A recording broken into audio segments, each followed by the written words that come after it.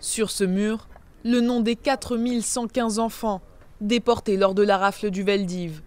75 années plus tard, le président de la République est venu leur rendre hommage au Jardin du Souvenir.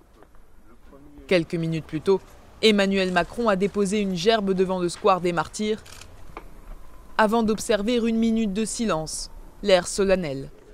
Cette commémoration était aussi l'occasion pour le chef de l'État de livrer un discours fort, notamment sur le rôle de la France dans cette rafle. C'est bien la France qui organisa la rafle, puis la déportation, et donc, pour presque tous, la mort des 13 152 personnes de confession juive, arrachées les 16 et 17 juillet 1942 à leur domicile.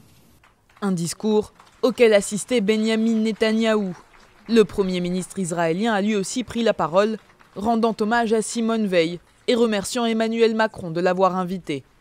C'est la première fois qu'un Premier ministre israélien participe à cette cérémonie.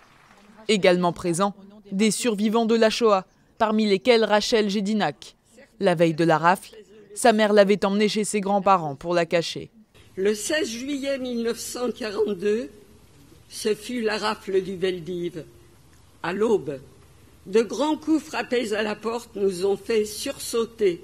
2 policiers français, l'un en uniforme, l'autre en civil, nous ont donné l'ordre de nous habiller rapidement pour rejoindre notre mère. Grâce à sa mère, Rachel Jedinak avait par la suite réussi à s'échapper avec sa sœur. Elles font partie des rares survivants de la rafle du Veldiv.